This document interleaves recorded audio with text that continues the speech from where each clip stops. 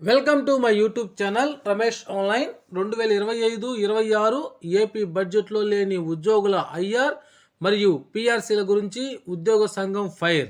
PRC, DA arrears మరియు ఇతర pending బిల్లులు ఎక్సెట్రా. ఆ వివరాలు ఏంటో ఒకసారి ఈ వీడియోలో చూసేద్దాం.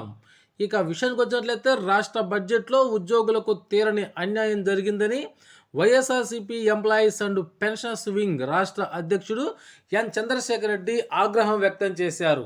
తాడేపల్లి వైఎస్ఆర్సీపీ కేంద్ర కార్యాలయంలో ఆయన మీడియాతో మాట్లాడుతూ ఉద్యోగులకు చెల్లించాల్సిన 30,000 కోట్ల బకాయిలపై బడ్జెట్లో ఎక్కడా కేటాయింపులు లేకపోవడం దుర్మార్గమని మండిపడ్డారు. ఎన్నికలకు ముందు ఉద్యోగులు పెన్షన్లకు ఇచ్చిన హామీలపై బడ్జెట్లో ప్రస్తావనే లేకపోవడం ఉద్యోగ పెన్షన్లకి నిరాశను మిగిల్చిందన్నారు. ఇంకా ఆయన ఏమన్నారంటే, ఉద్యోగులకు ఇచ్చిన హామీలను విస్మరించారు. ఉద్యోగులకు మెరుగైన పిఆర్సీని ఇస్తామని ఎన్నికలకు ముందు హామీ ఇచ్చారు.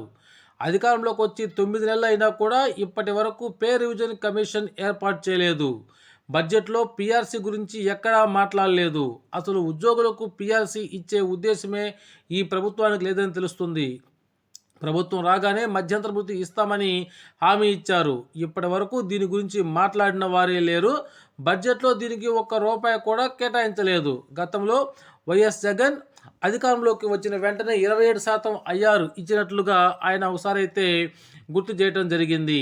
అదేవిధంగా 1వ తేదీనే జీతాలు మరియు పెన్షన్లు ఇస్తామని హామీ ఇచ్చి కేవలం 1 నెలలో మాత్రమే దాన్ని కార్యరూపంలో చూపించారు. గత 8 నెలల నుంచి ఏ తేదీన జీతాలు పెన్షన్లు ఇస్తారో తెలియడం లేదు. ఉద్యోగులకు సంబంధించి దాదాపు 30,000 కోట్ల రూపాయలు బకాయిలు అయితే ఇవ్వాల్సి ఉంది. అందులో గ్రాట్యుటీ, మెడికల్ రీఎంబర్స్మెంట్, సరెండర్ లీవులు, పిఆర్సీ, డిఏ అరియర్స్ ఉన్నాయి. వాటన్నిటిని సకాలంలో ఇవ్వాలని బాధ్యత ప్రభుత్వానికి లేదా?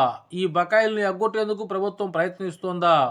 ఈ బకాయిల చెల్లింపుల కోసం ఎంత కేటాయిస్తున్నారో బడ్జెట్లో ఎక్కడా కూడా చెప్పలేదు. వెంటనే ఈ బకాయిలన్నింటినీ సకాలంలో ఉద్యోగ పెన్షన్లకు చెల్లించాలని ఆయన ఈ సందర్భంగా ప్రభుత్వాన్ని అయితే డిమాండ్ చేయడం జరిగింది.